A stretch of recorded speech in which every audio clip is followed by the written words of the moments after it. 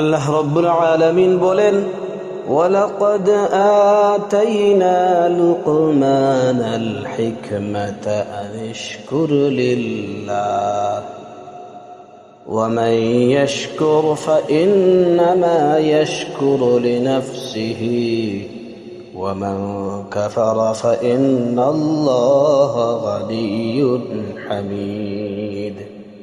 আর আমি তো লুকমানকে হিকমত দিয়েছিলাম এবং বলেছিলাম যে আল্লাহর শুকরিয়া আদায় করো, আর যে শুকরিয়া আদায় করে সে তো নিজের জন্যই শুকরিয়া আদায় করে, এবং যে অকৃতজ্ঞ হয় তার জেনে রাখা উচিত আল্লাহ তাআলা অমুখাপেক্ষী।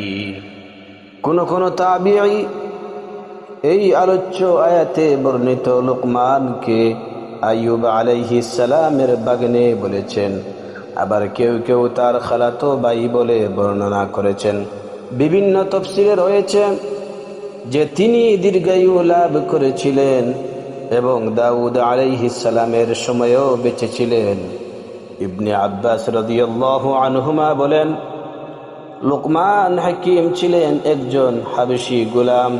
আবু হুরায়রা রাদিয়াল্লাহু আনহু, মুজাহিদ, ইকরিমা ও খালেদ আর-রাবাঈ একথাই বলেছেন। জাবের ইবনে আব্দুল্লাহ রাদিয়াল্লাহু আনহু বলেন, তিনি ছিলেন নুবার অধিবাসী। অপর বর্ণনায় তিনি বলেন, লুকমান চেপ্টা নাক বিশিষ্ট বেটে আকারের হাবশী কৃতদাস ছিলেন। সাঈদ ইবনে মুসাইবের উক্তি হচ্ছে, তিনি মিশরের কালো লোকদের অন্তর্ভুক্ত ছিলেন। মুজাহিদ বলেন, তিনি ফাটা পা এবং পুরো টুট বিশিষ্ট হাবশী কৃতদাস ছিলেন।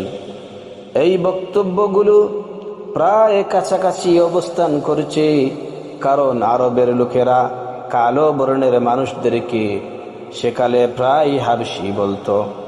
আর নুবা হচ্ছে মিশরের দক্ষিণে এবং সুদানের উত্তরে অবস্থিত একটি এলাকা। তাই উক্ত বক্তব্যগুলোতে একই ব্যক্তিকে নবী, মিশরীয় এবং হাবশী বলা কেবলমাত্র শাব্দিক বিরোধ ছাড়া আর কিছুই নয়। অর্থের দিক দিয়ে এখানে কোনো বিরোধ নেই।